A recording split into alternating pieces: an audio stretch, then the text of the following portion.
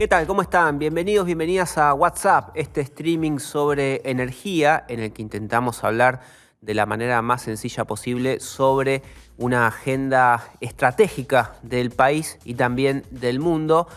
Por supuesto, siempre acompañado por los mejores especialistas que pudimos conseguir, como Luciana Glesser, ni más ni menos. ¿Qué haces, Lu? Bienvenida. Buen día, buenas tardes, buenas noches, Rafael. ¿Cómo te va? Muy bien, muy feliz de estar acá, como siempre, compartiendo este paseo contigo. Y también, por qué no decirlo, con Fernando Krakowiak.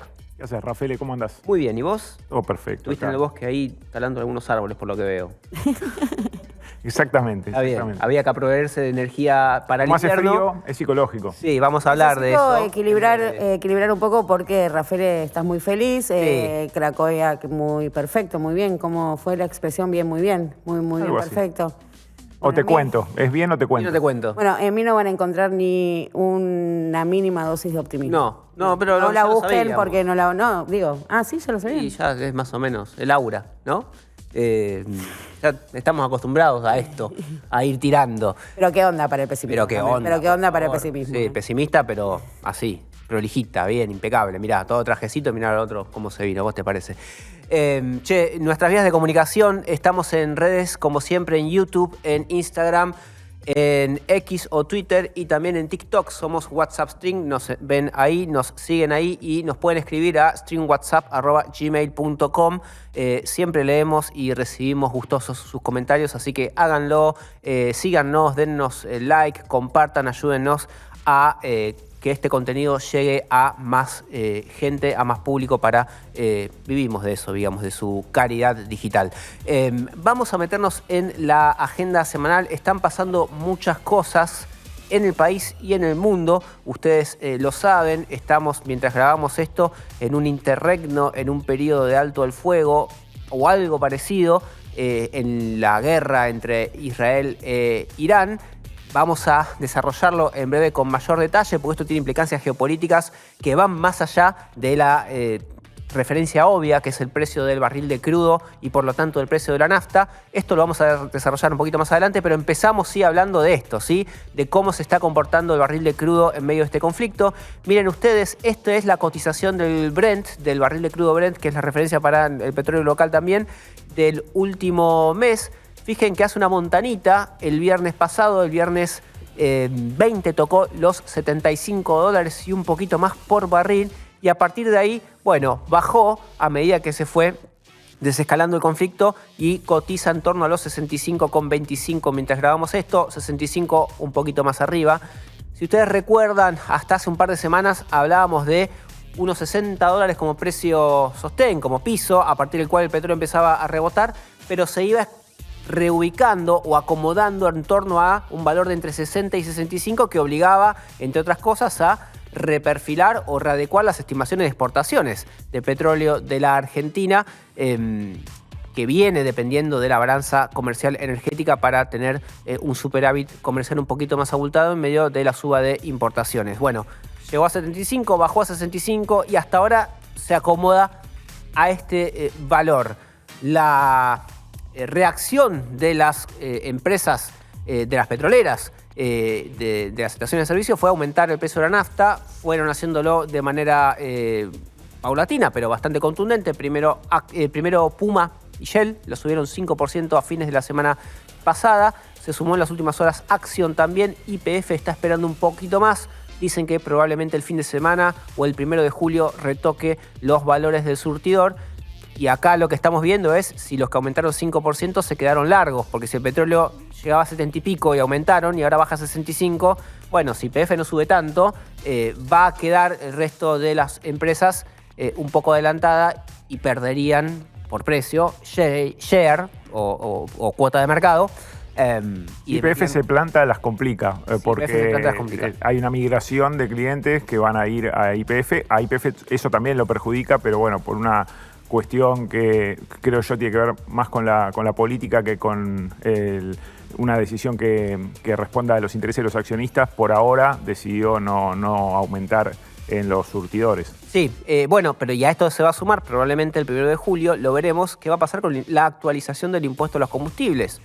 Este impuesto que viene rezagado, debería haber subido más de lo que subió y el gobierno lo viene muñequeando para que no se le dispare la inflación, que es el objetivo de política económica número 1. Cuando tiene un margen aumenta, cuando cree que no tiene margen no aumenta, cuando quiere dar una señal de precios, como ocurrió luego de la apertura del cepo, pospuso el incremento. Bueno, si aumenta la nafta, se me hace difícil pensar que a esto le suban una actualización del impuesto a los combustibles líquidos que presione todavía más en el índice de precios al consumidor. No es lo mismo un IPC como el de mayo del 1,5%, pero con la nafta bajando 4%, que un IPC con la nafta subiendo 4 o 5. Te sumo algo. YPF perdió en el primer trimestre $10 millones en el balance aproximadamente. No es mucho. No es mucho. Ahora, después de eso, el petróleo empezó a subir, YPF bajó 4%, lo bajó a principios de mayo, mantuvo prácticamente estable en junio, ahora todavía no aumenta. Evidentemente eso va a repercutir en el balance del segundo trimestre. El tema es si decide absorber esa pérdida por una cuestión que va más allá de los intereses de la empresa, como te decía antes, para mí tiene que ver con las elecciones, con la política local, o si empieza a ajustar el precio para acomodarse y reducir el margen con la competencia y también con el barril de crudo que está desfasado respecto al precio de los combustibles a nivel local. Sacando el componente político doméstico, ¿no?, que se refleja en YPF, lo que vemos es una rápida reacción, mucha sensibilidad al aumento del precio del Brent en las estaciones de servicio y no así cuando baja, ¿no? Digo, no reaccionan con la misma velocidad. Yendo al mercado global del petróleo, a ver, el Brent es sumamente volátil, la industria lo sabe, así como pudo estar muy cerca de los $80 tras el ataque de Estados Unidos a Irán, se reubicó rápidamente el lunes en la zona previo al conflicto bélico. Estamos otra vez ahí en la zona de los $60. Y si uno va a los fundamentos del mercado, ¿no?, sacando conflicto bélico y todo lo que puede impactar y dispararlo, bajarlo, ¿cuáles son las condiciones? Bueno, el mundo tiene una sobreoferta para una demanda en descenso, siendo que China, que es el país que está impulsando el crecimiento a nivel mundial, pasó de tasas del 6% a la zona del 3%, que sigue siendo un montón para un país que tiene semejante PBI, pero así todo, siendo el aumento de producción que determina la OPEP, dado del lado de la oferta mucha cantidad de petróleo disponible y del lado de la demanda una demanda que se va reduciendo. Con lo cual, esto es lo que te dice la industria. No vemos a largo plazo precios que vayan a dispararse más allá de estas coyunturas. Totalmente. Con un precio muy volátil que puede variar 10, 15 dólares en cuestión de horas. La cuestión es si se extiende o no se extiende el conflicto. Digamos, si hay guerra y la guerra involucra a Irán, bueno, el escenario es un petróleo al alza. Si esto desescala, como ocurrió en las últimas horas, la tendencia a largo plazo es lo que contabas vos, Lu, es un precio que se va a acomodar en torno a los 60. Qué interesante pensar ahí, sí, la economía local, un país que pretende ser petrolero, que está en vías de volver a ser petrolero, que tiene una producción hidrocarburífera, un gran potencial en Vaca Muerta, sí tiene que estar atado a estos vaivenes de la cotización del Brent o sí tiene que tener un desacople, algún mecanismo de desacople para estipular la propia economía argentina cuál es el precio de su petróleo y no depender justamente de la cotización internacional. Es el debate de que venimos hablando desde hace más de 10 años, ¿no? Y muchos vaivenes al respecto. La última decisión del gobierno fue paridad de exportación. Precio de exportación, lo que sale afuera sale adentro. E YPF da esa señal en algún momento cuando Marín dice si el petróleo sube, va a subir el precio de la nafta, si el petróleo baja, va a bajar. Porque como cuenta Craco, al final... Cuando sube más rápido, cuando baja, esperan un poquito más. También es cierto que en mayo, cuando hubo que dar la señal contundente, la bajó 4%. Antes, cuando había anunciado, a principios de año fue, que había anunciado va a bajar la nafta y había bajado menos 0, algo, y fue como diciendo, ¿qué me estás cargando? ¿Qué te pasa? Pero bueno, esta es la cuestión. El escenario hoy es este debate que vos planteás, Lu, es súper pertinente y creo que lo venimos desarrollando largo y tendido acá y lo vamos a seguir haciendo. Mientras tanto, claro, bueno, vamos a profundizar en breve con lo que tiene que ver con la repercusión del conflicto bélico, tanto en el país como en el mundo, porque nos visita una amiga de la casa, ya Natalia Nievesquicua, que va a sentarse en breve acá con nosotros para desgranar el escenario internacional que se abre, como viene haciéndolo desde hace años ya, a lo largo de su carrera profesional, periodista especializada en internacionales, ustedes ya la conocen. Antes de eso, vamos a seguir con el precio de la nafta, porque se anunció hace minutos nada más algo en lo que YPF viene elaborando desde hace unas semanas, pero que finalmente concreta, que es esta posibilidad de desenganchar, de que haya precios móviles en el precio de la nafta según las horas del día. Hace unas semanas Horacio Marín anunció que la idea era ir a un escenario de precios móviles que durante el día, en horas de la noche, el precio sea más barato y durante la tarde y la mañana, en horas pico, haya un precio más alto o un precio regular. Bueno, se están dando los primeros pasos para que eso ocurra. YPF acaba de anunciar que en 5 estaciones de servicio inicia una prueba piloto a partir de la cual entre las 0 y las 6 de la mañana la nafta va a salir 5% menos pagando con la app de YPF, siempre y cuando se use la opción de autodespacho. Esto que habilitó el gobierno hace unos meses y que muy de a poquito empieza a caminar, que es esto de retirar playeros, sobre todo en horas de la noche, en algunas estaciones de servicio, y que sea el propio consumidor, el propio usuario, el que se cargue nafta, ¿sí? Entonces, 5 estaciones de servicio, 3 en la ciudad de Buenos Aires, 1 en Rosario, 1 en Luján de Cuyo, en la provincia de Mendoza. Así arranca esto. Hoy anunciaron la inauguración de un centro de monitoreo como para empezar a ver cómo camina.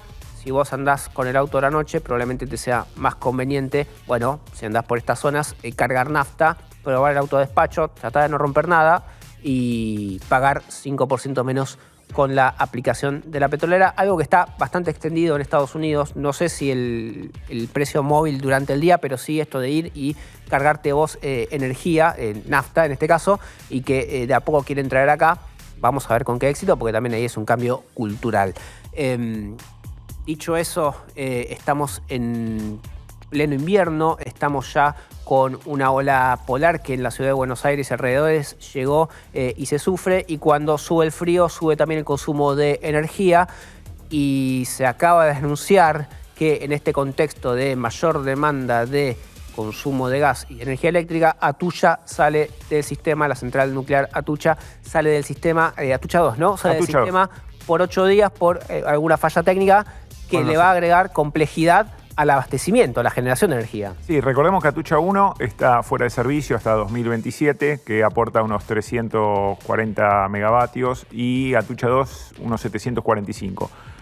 Y ahora, por un problema con los elementos combustibles, sale, se supone que por poco tiempo, por un poco más de una semana, pero es cierto que justo coincide con el incremento del consumo. Estos días de frío estuvo el pico en torno, superando los 26.000 megavatios, sobre todo a la noche, que es cuando hay mayor demanda. Recordemos que el récord es 30.240 megavatios el 10 de febrero de este año. O sea, en verano es mucha mayor la presión sobre la oferta. Ahora, igual con esa demanda que hoy pronostica Gamesa que podría llegar a los 25.000 megavatios, ahora estaba a las 11:30 de la mañana, estaba en 22.000 y pico.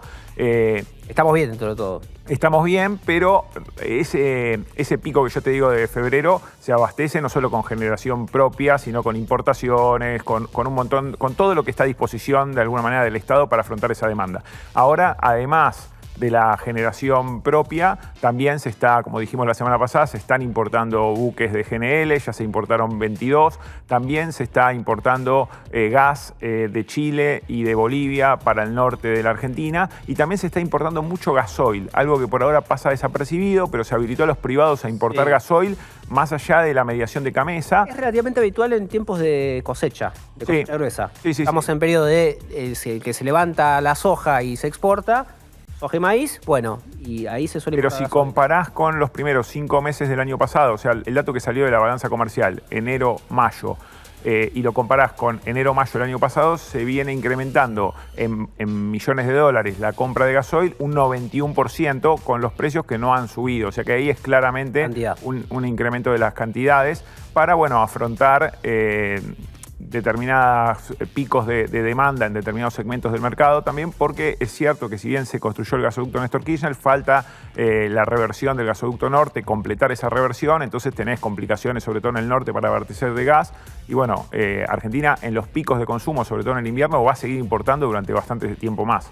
Sumar el dato que esta pérdida que hay de abastecimiento de energía nuclear, que entre las dos responde un poco más del 10% de la demanda, es reemplazada por una energía que es mucho más cara. Sí, claro. La que sustituye a la energía nuclear va a disparar esto que se llama el precio monómico, ¿no? Que es el promedio de las generaciones que ingresan al sistema y luego son distribuidas entre los usuarios. A ver si entiendo, si el precio de generación es más caro, ¿eso o va a tarifa o va a subsidio?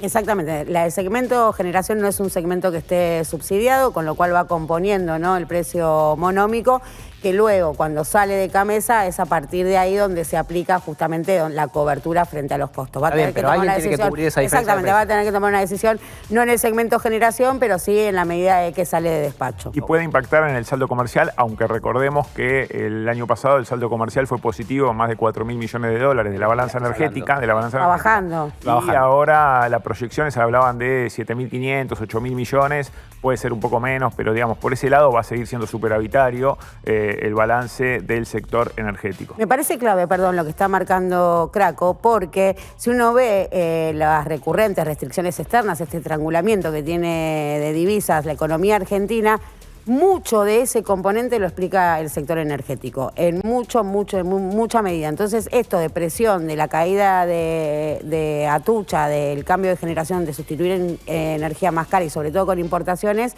te presiona también esto que que preocupa tanto, que es la acumulación de divisas de reservas energéticas. Bueno, venimos en una escena en la cual está creciendo muchísimo, muy fuerte la importación de bienes y de servicios, viajes al exterior, y la importación de bienes. Hay una idea de que el superávit energético cubre, o espera el gobierno cubra en algún momento ese mayor aumento de importaciones. Eso no está ocurriendo. Hay un superávit energético que crece, pero no crece tanto como crecen las importaciones.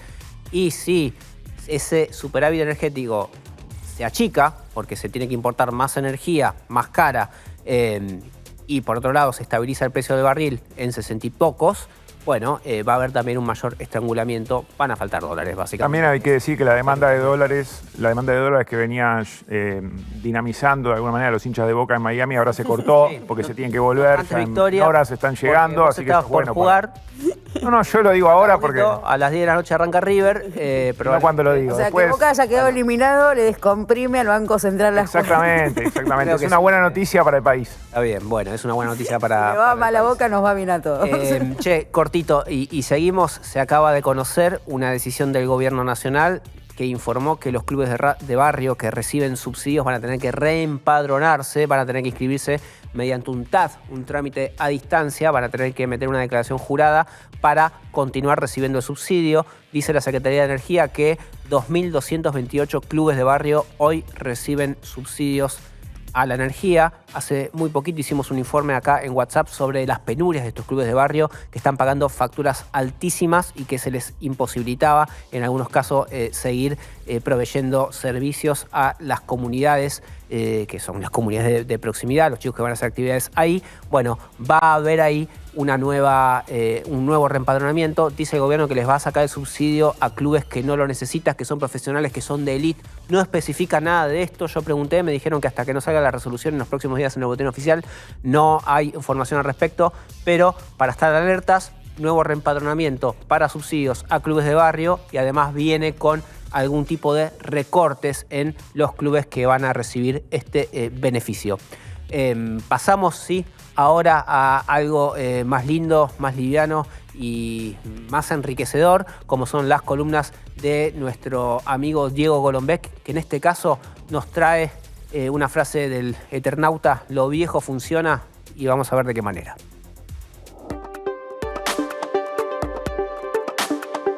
Lo viejo funciona. Mírame a mí. Y si esta frase no te suena, te lo digo ya. Anda a ver El Eternauta. Igual, por las dudas, voy a tratar de no spoilearte mucho mientras hablamos sobre qué hay de cierto detrás de la teoría del Tano Favalli. El Tano presenta una teoría muy interesante. Los copos de nieve que caen sobre Buenos Aires son partículas radiactivas procedentes de los cinturones de Van Allen. ¿Cómo llega a esta conclusión? Por su brújula, que en vez de apuntar hacia el norte, gira como fuera de eje. Esto le hace sospechar que se está produciendo una inversión de los polos magnéticos de la Tierra, alterando el campo geomagnético y debilitando temporalmente la magnetosfera.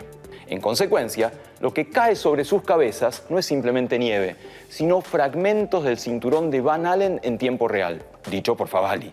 ¿Qué relación tienen estos sucesos de ficción con la realidad? Te lo cuento ahora. El cinturón de Van Allen efectivamente existe. Estas regiones fueron descubiertas en 1958 por el físico James Van Allen, de ahí su nombre, y son formadas por partículas atrapadas por el campo magnético terrestre. Estos cinturones actúan como un escudo invisible que protege a la Tierra de radiaciones potencialmente letales.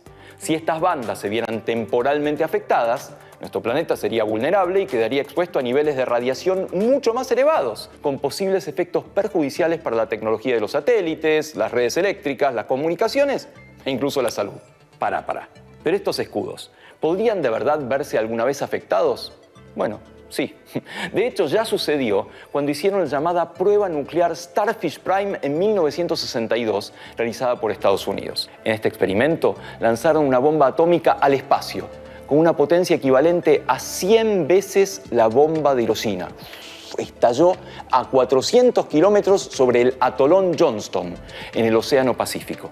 La explosión provocó una tormenta geomagnética que dio lugar a auroras boreales artificiales visibles sobre todo en Hawái, así como apagones, interrupciones en las comunicaciones y fallos en aparatos electrónicos como televisores y radios.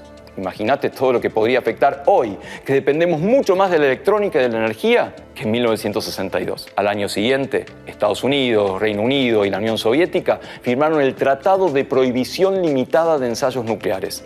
Y el espacio exterior ha estado libre de bombas de hidrógeno desde entonces. ¿Y la inversión de los polos? ¿Puede pasar? Sí. De hecho, sucedió muchas veces a lo largo de la vida geológica de nuestro planeta.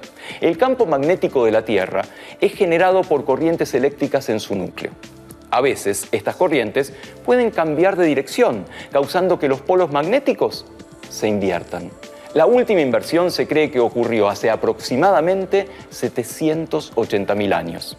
¿Y qué pasa durante una inversión? El campo magnético de la Tierra se debilita y puede incluso desaparecer por un tiempo, lo que aumenta la exposición de la Tierra a la radiación cósmica. Sin embargo, la inversión no suele causar grandes desastres a gran escala porque no es permanente. Los expertos en el tema explican que si el campo magnético desapareciera de forma definitiva o prolongada, la atmósfera terrestre quedaría sin protección y el viento solar la castigaría tanto que debilitaría la capa de ozono, evaporaría los océanos y finalmente destruiría la atmósfera. De hecho, hay teorías que dicen que eso fue lo que sucedió en Marte. Pero volvamos al Eternauta. ¿Y por qué los autos viejos funcionan y los modernos no? Porque los sistemas mecánicos de los autos antiguos son menos complejos y no dependen de los sistemas electrónicos que usan los autos modernos. Por lo tanto, son más resistentes a las interferencias que afectan la Tierra. De todos modos, la frase "lo viejo funciona" que dice el Tano, en realidad no se refiere literalmente a una explicación científica sobre la tecnología en sí, sino una metáfora de la resistencia, la adaptación y la importancia de los conocimientos y valores tradicionales en un mundo que ha sido radicalmente alterado. Porque en un contexto de crisis, la simplicidad y la resistencia conjunta se vuelven herramientas esenciales para sobrevivir. Y los científicos viejos también.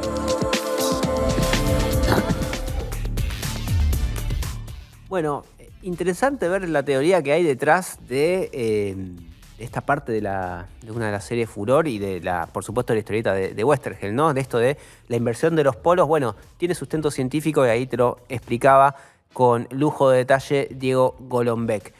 Vamos ahora sí a recibir al primer entrevistado del programa de hoy. Nos gusta recibir intendentes, nos gusta ver cómo están los municipios acoplándose al desarrollo energético y en este caso nos visita Federico Achával, intendente de Pilar. Muchas gracias por estar acá, Fede, bienvenido. ¿Cómo estás? Muchas gracias por la invitación, muy buenos días. Bueno, estuviste hace unos meses en Vaca Muerta, estuviste recorriendo. Me llama la atención con qué ojos ve eso el intendente de un partido del conurbano bonaerense, o un poquito más del conurbano, digamos, Pilar es el conurbano más amplio, si querés, pero probablemente no sean los mismos ojos con los que los vemos nosotros, interesados en el desarrollo energético, pero digamos, más flasheando lo que ves ahí mismo que viendo qué potencialidad tenés. A nosotros, fundamentalmente, primero que Pilar es un municipio netamente industrial, tiene el parque industrial más grande de la Argentina. También tenemos como parte de nuestra función ir pensando y diagramando cómo creemos que va a crecer nuestro pueblo, nuestra ciudadanía. Sin lugar a dudas, para la Argentina en general, Vaca Muerta es una enorme oportunidad, es una realidad, pero es una enorme oportunidad. Creo que la Argentina tiene que pensar también su sector industrial mirando cuáles son esas potencialidades. Y además nosotros tenemos en el parque industrial y en la provincia de Buenos Aires algunas empresas que son parte de la cadena de producción de Pilar, por ejemplo, de Vaca Muerta. Por ejemplo, en Pilar se producen los cascos que después se utilizan en Vaca Muerta para generar las explosiones, para justamente que después pueda conseguirse el petróleo y el gas. Entonces, esa cadena productiva, esa cadena de valor, creo que en la Argentina hay que pensarla de manera estratégica, para la provincia de Buenos Aires es muy importante y obviamente para Pilar también lo es. ¿Y de qué manera se potencian estas cuestiones? Digo, abastecer este insumo a Vaca Muerta, ¿qué otros insumos puedes abastecer? Y también con quiénes competís hacia adentro, digo, ¿no? Porque así como vos lo ves como, bueno, desde Pilar podemos hacer esto, habrá otros municipios y otras provincias que también tengan capacidades como para abastecer a este polo energético. Sí, yo creo que la Argentina tiene una enorme potencialidad si se piensa en términos industriales, digamos. Lamentablemente hoy nos encontramos con un modelo de gestión nacional, con un gobierno nacional que piensa en Argentina en términos financieros. Una discusión que ya tiene muchísimos años. La Argentina necesita de la industria para generar empleo, para que sea una Argentina para sus 47 millones de habitantes. Ahora, lo cierto es que el potencial industrial y productivo de la Argentina todavía tiene un enorme recorrido por realizar.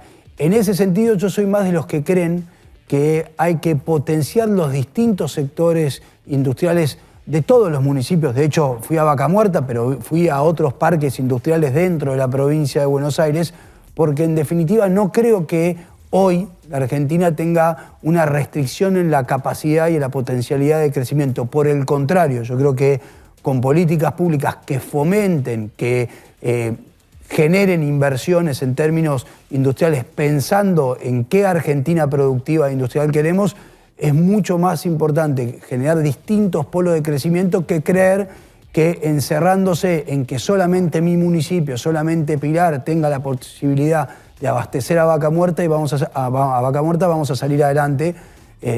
Entonces creo que, de vuelta, Pilar tiene el parque industrial, tiene capacidad logística, está cerca del puerto de la ciudad de Buenos Aires y cerca del puerto de Zárate Campana, tiene una enorme potencialidad en términos de recorridos. Si en algún momento se fortalece las vías férreas en toda la Argentina como matriz de llevar y traer producción.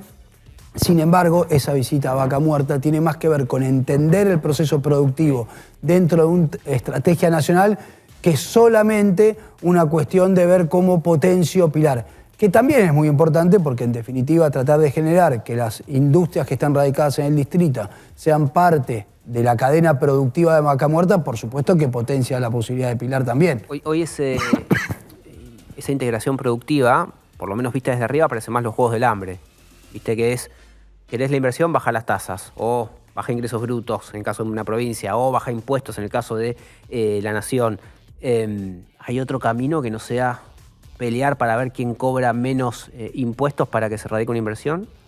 Sin lugar a dudas, es justamente analizando alternativas y además también creo que uno cuando recauda, si esa recaudación la implementa en brindar servicios, en responder con obra pública que genere potencialidades futuras, lo cierto es que solamente, bueno, digamos, vamos al ejemplo de Pilar. Si en algún momento el Estado no hubiese tomado la decisión de realizar la ruta panamericana, el crecimiento inmobiliario, el crecimiento industrial, el crecimiento logístico, no hubiese sucedido en un distrito como Pilar. Pilar, hace 20 años, cuando no existía esa ruta, tenía menos de 100.000 habitantes, hoy tiene 423.000 habitantes y 150.000 que se suman todos los fines de semana.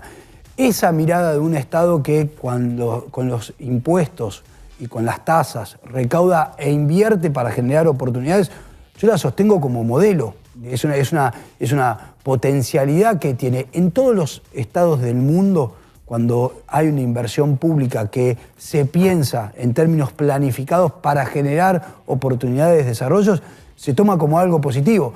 El problema es que hoy tenemos un Estado nacional que, por ejemplo, con el impuesto al combustible, recauda, se lo queda, pero las rutas no están mejor, porque no hay una inversión para generar un mejor corredor productivo, para sacar mejor la producción del interior de nuestro país. Eso no existe. Por eso es que la discusión tiene tanta mella en la comunidad. Eso está bueno que lo traigas porque esta semana hubo una reunión de gobernadores.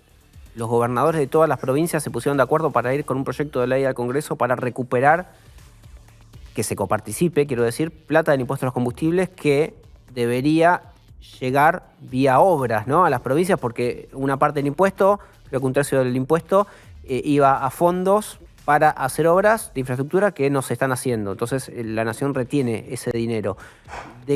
¿Cómo te llegaba a vos o cómo le llegaba a un municipio lo que se recaudaba por ese impuesto?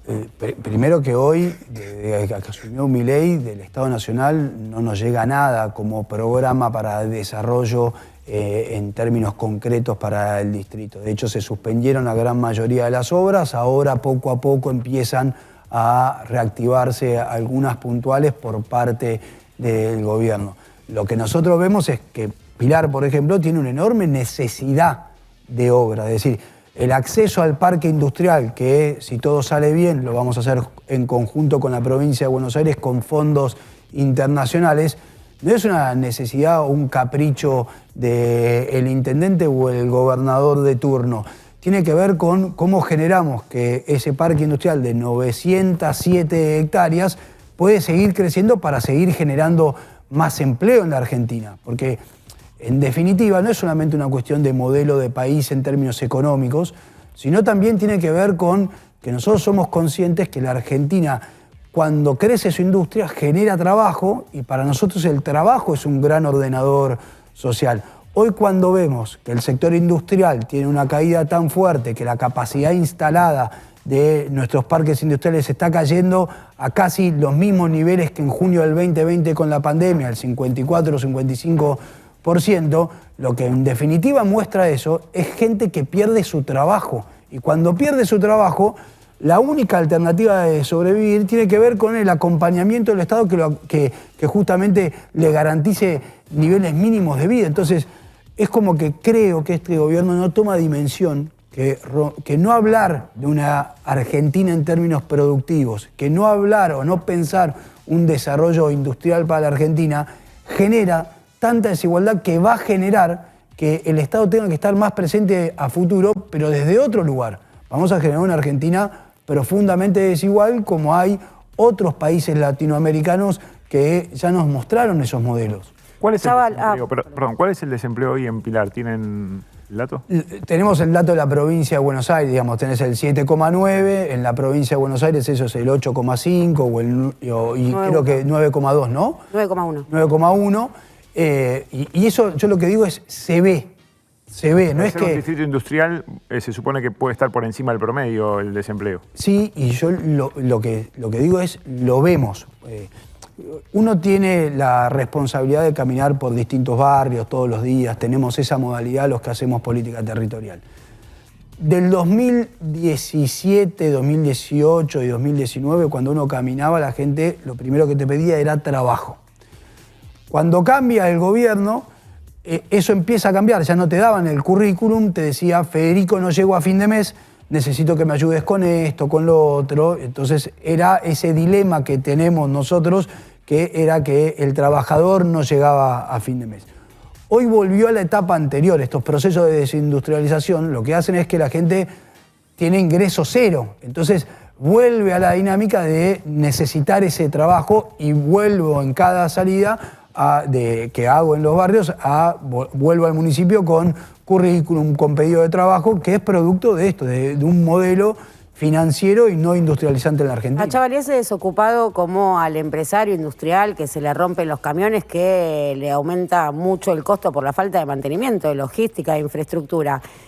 ¿Sobre quién descarga el costo político? ¿Sobre el intendente o sobre el gobierno nacional, sobre el gobierno provincial? ¿A quién apunta? Normalmente la primera ventanilla es el municipio, para lo bueno y para lo malo.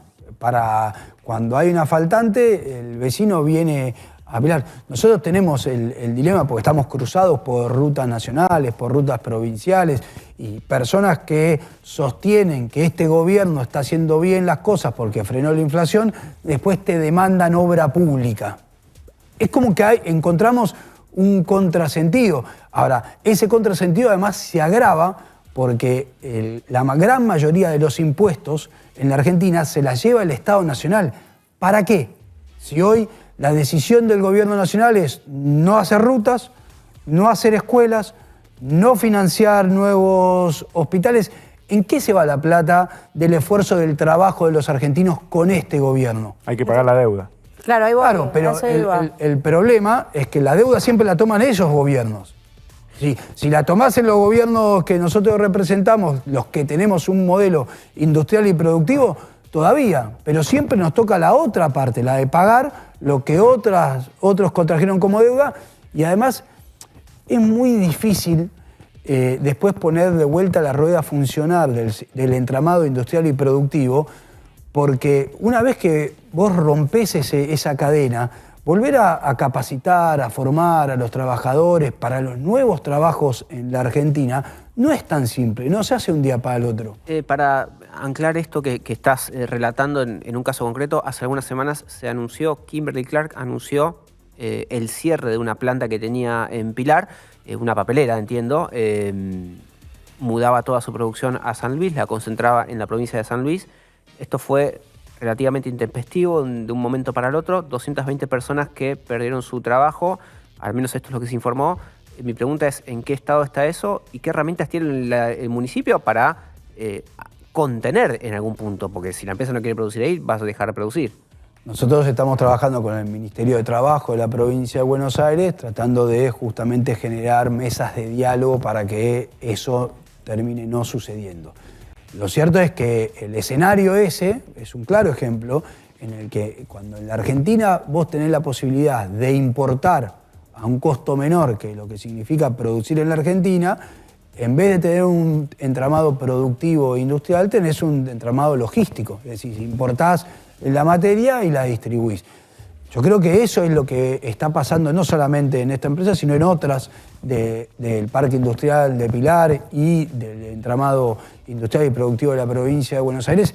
Y esa es nuestra discusión, porque en definitiva son 220 familias que tenían un ingreso que probablemente tampoco le alcanzaba tan cómodamente para llegar a fin de mes, pero tenían una mecánica de vida. Porque no es solamente lo económico el trabajo, tiene que ver como ordenador social y nosotros defendemos eso. Entonces, la verdad que nos cuesta mucho pensar que en la Argentina volvemos a tener discusiones que hace por lo menos 70, 80 años ya están zanjadas en la Argentina y en el mundo. Todos los países del mundo cuidan su industria nacional.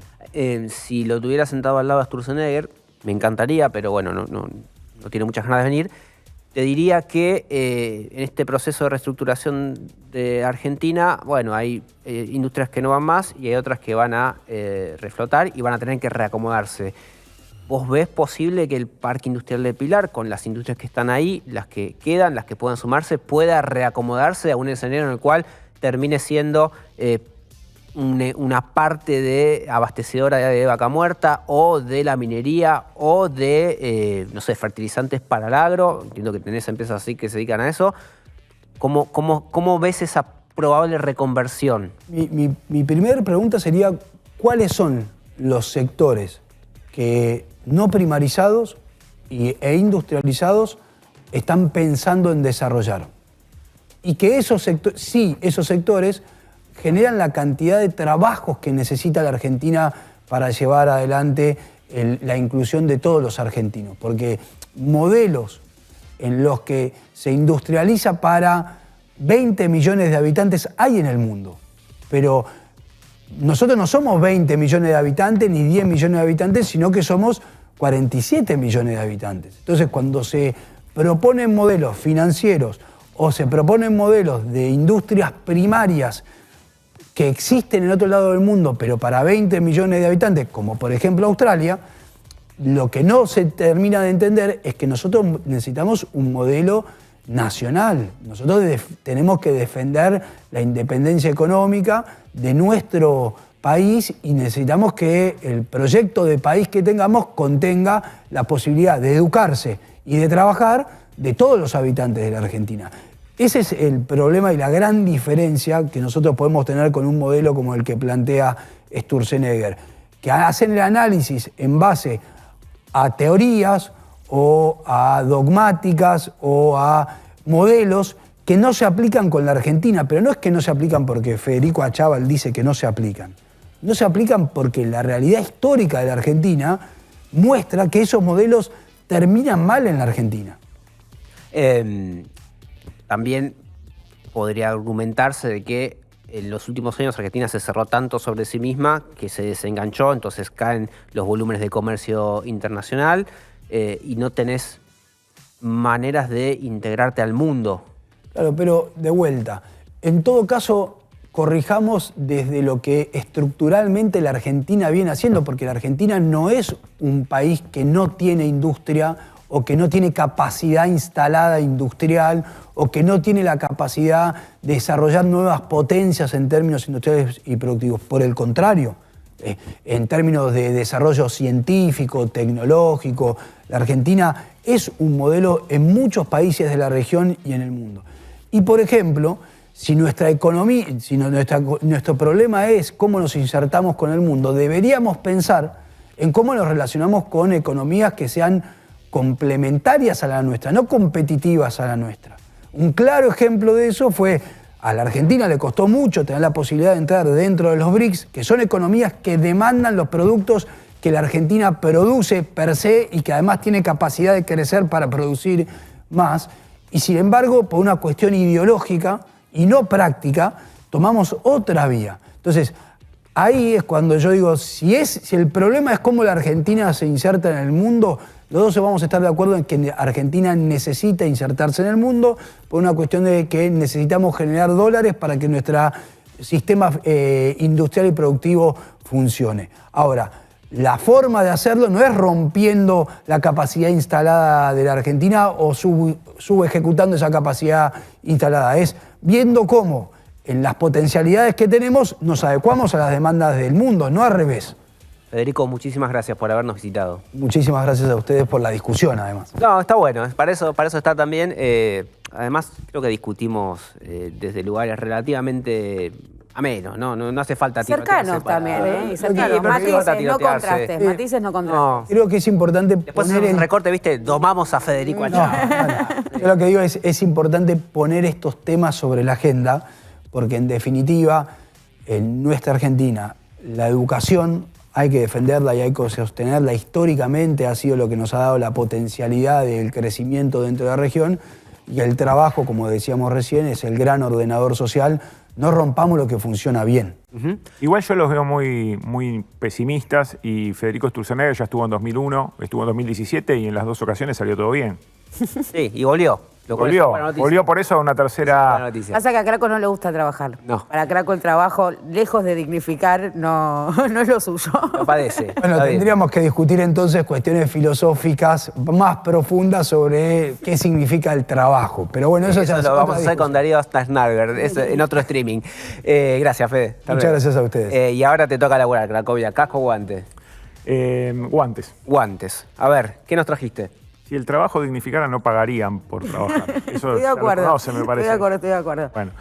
Bueno, vamos a hablar de vaca muerta. Sí, para variar. Efectivamente, que la producción shale tiene una particularidad estructural que el ingeniero Gerardo Tenerini lo dejó en evidencia hace unas semanas cuando colgó en su LinkedIn un informe donde muestra que el 60% de los pozos shale petroleros de vaca muerta están produciendo menos de 20 metros cúbicos diarios, mientras que el 80% no llega a 50 metros cúbicos diarios. Traducime eso. A ver, cuando vos tenés un pozo muy productivo en vaca muerta, en los primeros meses, te pongo un ejemplo ahora en un pozo de Vista de febrero que estaba extrayendo 4.440 barriles de petróleo diarios, unos 700 metros cúbicos diarios. Sí. O sea, apenas vos tenés un pozo muy productivo, un pozo récord, estamos diciendo que tiene 700, en ese caso, bueno, es un extremo, ¿no? Pero 700 metros cúbicos diarios. Y yo te estoy diciendo que el 80% de los pozos de vaca muerta no llegan hoy a producir más de 50 metros cúbicos diarios. Okay. ¿Qué revela eso?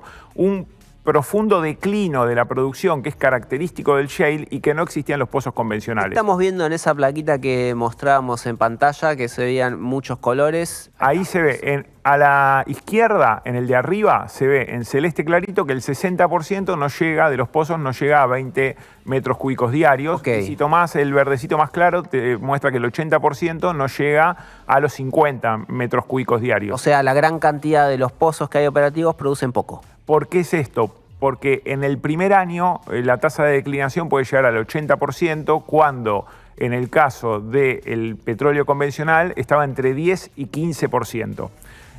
O sea, declinaba... Se agota mucho más rápido. En realidad, claro, empieza a caer mucho más rápido la producción. No sé si necesariamente se agota, pero cae muy rápido la producción. Lo que tenés en los colores de la derecha son que la mayoría de los pozos que se vienen produciendo que se vienen explotando desde 2013 para acá, producen hoy muy poco, que es lo que decía antes. O sea, los más productivos son los que están en esas 4 columnas a la derecha. ¿Y esto qué implica? Digo, esto es algo a lo que hay que prestar atención. Es una cuestión técnica de la cual la industria está plenamente consciente y ya labura sabiendo que arranca con todo y declina rápido. La industria es plenamente consciente.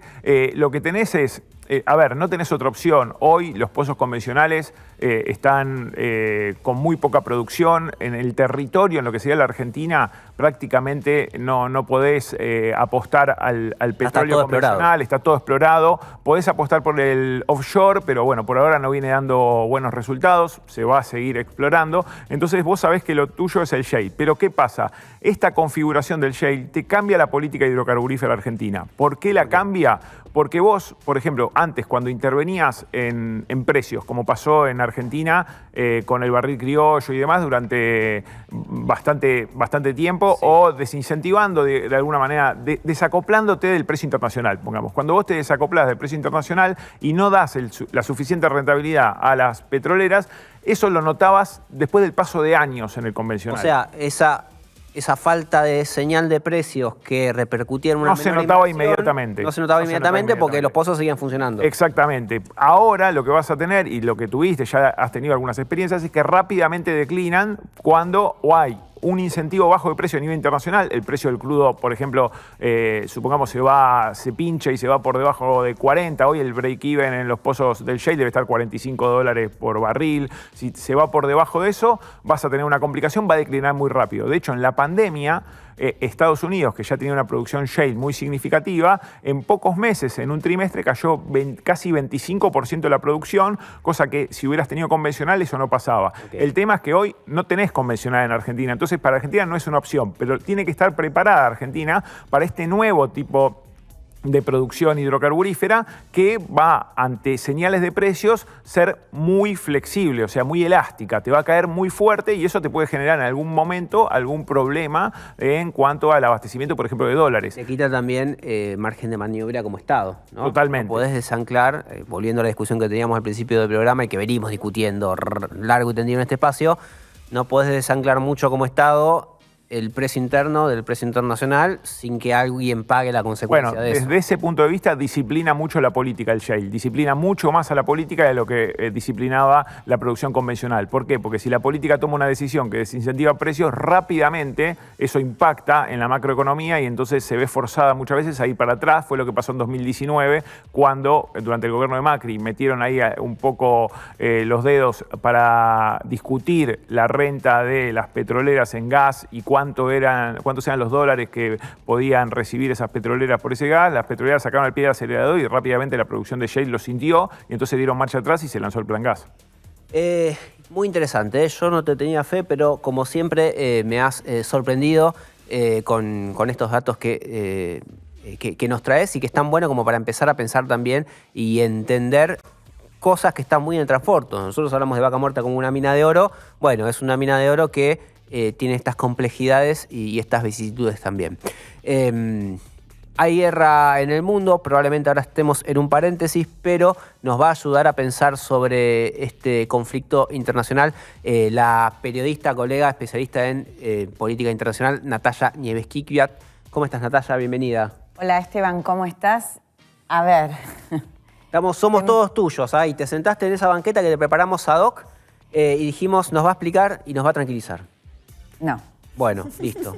Otra cosa. No los voy a tranquilizar porque básicamente, además de pérdidas humanas, tragedias que tienen su costo realmente en vidas de seres humanos, sobre todo de inocentes, de los que no nos empujan a las guerras generan un escenario de incertidumbre aun cuando no estemos directamente involucrados y cuando no tengamos algo que perder o ganar. Aún así... Sí, aunque seas neutral, de algún lado u otro tenés un impacto. Un impacto. Angustia, de por sí, o sea, no es un factor menor. Totalmente, no, pero... sí. Y sobre todo si estás haciendo las noticias, si tenés familiares en la zona de conflicto, porque, bueno, hay mucho vínculo también, sobre todo con Israel. Bueno, eso por otro lado. La Argentina es el lugar con la mayor comunidad judía de América Latina y lo hemos visto con, digamos, el nivel de sobresaltos, idas y vueltas al vaivén de la política. Y en este momento, con la alianza hiperestrecha, carnal, que tiene Javier Milei, el gobierno de Milei, con Benjamín Netanyahu en particular, ni siquiera podríamos decir con Israel en sí misma, sino con un gobierno y con los Estados Unidos, vemos que este escenario se modifica. ¿En qué sentido? Bueno, las relaciones con Irán, que es parte de este conflicto fundamental, uno de los dos actores grandes en los orígenes de esta guerra en Oriente Medio, donde se genera un vuelco muy grande a partir del 7 de octubre de 2023 con la barbárica incursión del terrorismo de Hamás en el territorio, pero esto da pie a una cruzada a sangre y fuego muy criticada hoy, no solo en la magnitud de vidas humanas y la infraestructura en Gaza, sino por la duración y por cómo sigue el conflicto, y lo que fue la incursión también con ocupación del territorio sobre el Líbano de parte de las tropas del Estado hebreo en el conflicto de Netanyahu y Hezbollah, bueno, y es también del Estado de Israel, vemos un escenario de incertidumbre que perpetúa aún hoy y que hoy se reflejó con una convulsión muy grande en lo que fue el ataque israelí a Irán, la retaliación y la entrada en el conflicto con Donald Trump. Ahora, el ataque estuvo focalizado en instalaciones nucleares, o al menos esa fue la información La inicial. retórica fue esa, y también en desarmar el aparato científico y ligado al aparato, ligado también al líder supremo, el ayatollah Ali Khamenei, y a lo que es el poder político de la teocracia, político, militar, científico y atómico de la teocracia iraní. Pero eso no se cumplió solamente, siempre hay vidas humanas, ha habido más de 600 muertos y de vuelta, Irán, debo decirte, que pegó fuerte también en ciudades como Tel Aviv, muy afectadas, y Haifa. Y no solamente, ha habido muchos muertos también, y ayer hubo, después de la calma esta, que se ha decretado un cese de fuego, que lo anunció Trump, no lo obedecieron, Trump se enoja con iraníes y con los israelíes también. Ayer el presidente de Irán anuncia un alto el fuego por 12 días. Pero hubo combates muy fuertes nuevamente en Gaza. Lamentablemente se perdió una vida humana de lo que es la Cruz Roja. Varios voluntarios también han perdido la vida y 7 soldados muy jovencitos de Israel han perdido la vida. Por supuesto, no se sabe cuántos palestinos han perdido la vida. Tengo una pregunta. Quiero ir un momentito a la parte económica de esta situación. La incertidumbre, ustedes en el comienzo del programa hablaban algo muy interesante, que es como de la suba inicial del petróleo, de la incertidumbre, ahora estamos retornando a los valores de previos a la escalada, previos al ataque. Sin embargo, lo que también está pendiente de acá y de lo que puede pasar es este manejo que tiene la llave Irán y que todavía, digamos, no se ha sentido, porque no ha ocurrido, es que el Parlamento iraní aprobó una iniciativa para cerrar el Estrecho de Hormuz donde, calculen ustedes, pasa uno de cada 5 barriles que circulan por el mundo. Ahí sería un verdadero golpe al mundo, pero Argentina no se vería afectada en lo inmediato, pero sí, por ejemplo, en lo que es la movida de fertilizantes. Argentina es importador de fertilizantes y si bien no importa de la zona, no importa de allí, el mercado se ve sacudido. Aumenta el precio. Aumenta el precio. Dos preguntas que creo que están unidas. Por un lado, Trump decreta unilateralmente el cese al fuego y tarda Irán en responder, pero Israel no. Digo, entiendo bien, si sigue el conflicto en Gaza es porque Israel está desobedeciendo este cese al fuego de Trump. No. Eso es una primera pregunta. Son distintos, aunque son parte de lo mismo. Claro, es un cese al fuego en Irán, pero no en la Franja de Gaza. Acá con el ataque de Israel a Irán directo, se dice ya abiertamente, aunque hoy las guerras son muy caprichosas, de hecho nadie respeta, ni Trump respetó lo que dice la ley respecto al Congreso para atacar a Irán, ni se consulta con el Consejo de Seguridad de las Naciones Unidas. Tampoco Rusia lo hizo para invadir Ucrania en 2022. Pero fue una declaración de guerra. Si vos atacás, Israel ataca a Irán, es una declaración de guerra. Independientemente y Irán de lo que volvió a atacar a Israel. Estaban en guerra, están en algún tipo de guerra ahora. Y estas marchas y contramarchas de Donald Trump, ¿no? Que, bueno, hacen poco comprensible, ¿no? Digo, en definitiva, porque ataco, no ataco, es contra Irán, es contra su plan nuclear, muchas explicaciones, falta de sentido. ¿Cómo juega China Y de en la seriedad. Y de seriedad, ¿no? También, bueno. ¿Cómo juega China en la decisión de Irán de postergar el cierre del estrecho de Hormuz? Porque China sería una de las principales perjudicadas por el cierre del estrecho. Entiendo que la relación de China con Irán es una relación, podríamos decir, bueno, buena, me cuesta calificar o usar esa categoría para las relaciones internacionales, pero bueno. Cordial. Buena onda, hay buena onda, hay onda. Los estratégicos. Hay onda. Y si no es China, en definitiva, intimando a Irán a que no cierre el estrecho de Hormuz, que era una primera intención, se vio en el Parlamento, no juega un papel crucial en esto de se pinchó un poco en la escalada del conflicto bélico, ¿se entiende? Sí, pero ¿cuál es la pregunta en esto? ¿Y cómo juega China? Si ¿Cómo en juega definitiva China? el alto del fuego no Ok. tiene más que ver con que China China no permite que se cierre el estrecho de Hormuz que con las idas y vueltas Ahí está de el Estados estrecho de Unidos. Hormuz. Mira, ahí estamos viendo una placa Ahí para vean estamos. de qué estamos hablando. A la altura de Oman, mira cómo Y lo está. estratégico que es eso. El pedacito ese, ahí se cierra y no pasa nada. Ujú. Ahora la situación está en una relativa calma. China juega un rol muy importante. En primer lugar, yo creo que se está haciendo una panzada. Sí, bueno, porque si lo vemos desde un lugar, China aparece como defensora del libre mercado, como defensora del libre comercio. No ha iniciado una guerra, no ha iniciado otra guerra. Hablo de Rusia, tiene a Rusia a sus pies en algún punto. Putin se ha apoyado enormemente. Yo acabo de estar en Moscú y Moscú es una ciudad rica, con una relativa normalidad. Los turistas que A no pesar del ven- bloqueo. Sigue bloqueado. Y eso gracias a China. Las sanciones de todo Occidente durísimas, uno lo mira y no lo ve, porque el mundo árabe vacaciona en Rusia, porque China está comprando, y hay otro mundo que gira, que no vemos nosotros en Argentina, estamos muy achicados en ese sentido, y otro mundo que Occidente no calculó, que Rusia no es la Rusia de Pedro el Grande, que era pro-europeo, pero es una Rusia de Vladimir Putin que ha recurrido a otros lugares del mundo, totalmente. Ahora, China ahora sí advirtió duramente a Irán que el estrecho de Hormuz no se cierra, y el estrecho de Hormuz no se ha cerrado. Entonces, es un actor fuerte cuando tiene que advertir en función de sus propios intereses. Inclusive toda la comunicación china es un elemento, hacer un estudio profundo, casi sociológico, de cómo China ha cambiado su comunicación con el mundo.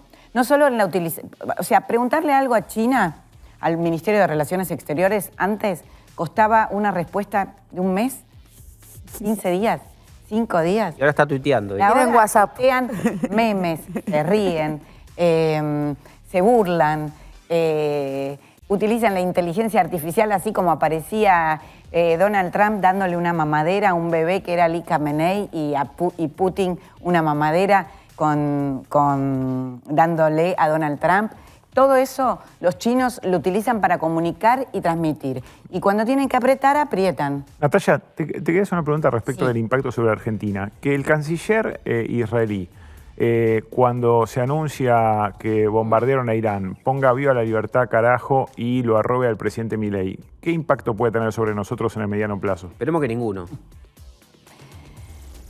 Porque ya tuvimos impacto. Yo creo que vivimos en una sociedad muy crispada, muy polarizada. Por ahora, todo lo que está ocurriendo es de índole político a nivel y también a nivel de máxima seguridad. Yo creo que hoy Argentina, por la alianza que ha estrechado el presidente Javier Milei con Israel, su deseo de trasladar la embajada, su anuncio del traslado de la embajada de Tel Aviv a Jerusalén, ha puesto a la Argentina en muy mal tono con más de 20 países de la Liga Árabe, del universo musulmán, que el presidente no se quiera juntar con estos, que tampoco se traten hay cosas que están pasando en el Congreso y que no se ven, como que no se aprueben los tratados de inversión con países árabes, que no haya que no prosperen los vínculos con este lugar. Perdóname, ¿eso está pasando? Digamos, no avanzan en el Congreso los tratados de inversión con los países árabes No. por una decisión política de Por ejemplo, aliarlo con Israel. No hay un mandato del gobierno de decir no, pero no Tampoco lo impulsa. generan situaciones que merezcan un tratamiento, nadie las impulsa. ¿Sí? Tuvimos al presidente de la Cámara de Diputados, Martín Menem, muy molesto por un libertario que dijo una barbaridad relacionó el odio con el Islam, ¿no? Entonces es un mundo muy complicado en una sociedad que ha vivido históricamente, aún habiendo pasado 2 atentados terroristas, donde sí hay, esta es mi opinión, yo le doy crédito a la justicia, donde está Hezbollah participando de esos 2 ataques a la Embajada de Israel y a AMIA, 92 y 94, y por lo tanto, o sea, tenemos que Hezbollah es un proxy de Irán, a Irán detrás de esto, en sus momentos en los que fomentaba el terrorismo internacional. Ahora, me estoy yendo muy lejos, yo creo que en lo económico detiene situaciones de estratégicas con esta alianza. Que el canciller diga algo sobre Milei es retórico, no cambia nada en los hechos hoy. Irán y Argentina han tenido vaivenes políticos muy grandes. Tuvimos el acuerdo con Mahmoud Ahmadinejad de Cristina Kirchner, que generó también una crispación social muy grande, y ahora tenemos la inversa. El acuerdo, el memorándum de entendimiento que firmó Milei con Israel, también no tiene puntos de gravedad para mí como lo de AMIA, porque resolvía a nivel político algo que era jurídico, que habría que haberlo mantenido en lo judicial, pero este acuerdo de Milei nos coloca en una situación donde nosotros no tenemos nada que ver con la situación con Israel e Irán. Nosotros no estamos rodeados de terrorismo, no estamos rodeados de enemigos, no estamos rodeados de dictaduras, no es la situación que vive Israel. No tenemos por qué asimilar un mismo escenario geoestratégico. Te hago una más, Natalia. Está ocurriendo en este momento la cumbre de la OTAN, ¿no? En La Haya. Acaba de terminar. En estos momentos, digo, en estos días, mientras grabamos esto, sí. Fue Donald Trump. Sí. Entiendo que se hablan cuestiones de defensa, de seguridad, pero ¿puede haber ahí algún impacto en todas estas variables económicas que estamos hablando? La logística, el combustible, los fertilizantes, los commodities en sentido amplio.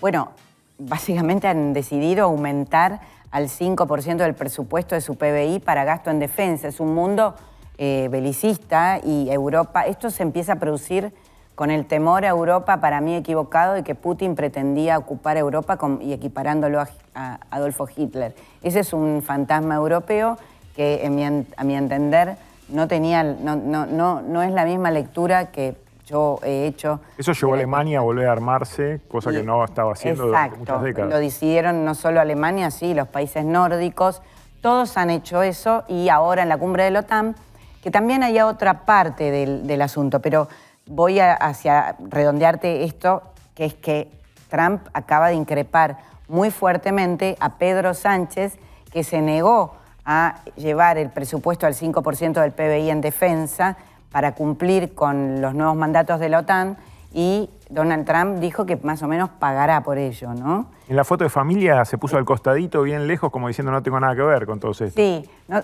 él se distanció, no sabemos si lo pusieron marginado, cuál fue el origen, pero se lo veía muy distanciado.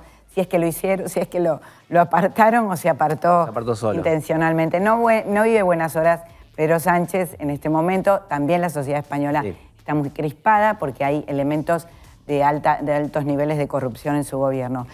Pero, volviendo al tema, quería hablar de la militarización europea. Nosotros estamos muy lejos, y yo creo que la Argentina, muy lejos de eso, pero también cerca. Y creo que la Argentina sigue sin aprovechar los momentos que la guerra también genera para algunos. Y sin sentirnos alegres porque haya guerra, se puede tomar partida como en el pasado lo hizo la Argentina, ¿no? O sea, ocupar espacios Estamos aprovechando la ventaja de vivir en una zona de paz. No vivimos tan en paz entre nosotros. En comparación pero con Israel, Irán, Rusia, Ucrania, totalmente. todo lo que ocurre en otros lugares del mundo. Sí. No nos bombardeamos. No nos Eso bombardeamos es entre nosotros. Punto a favor. No, eso es una alegría que vivamos en paz. Natacha, muchas gracias. Te volveremos a recibir seguramente en breve. Por favor, gracias a usted. Gente, hasta luego. Chau.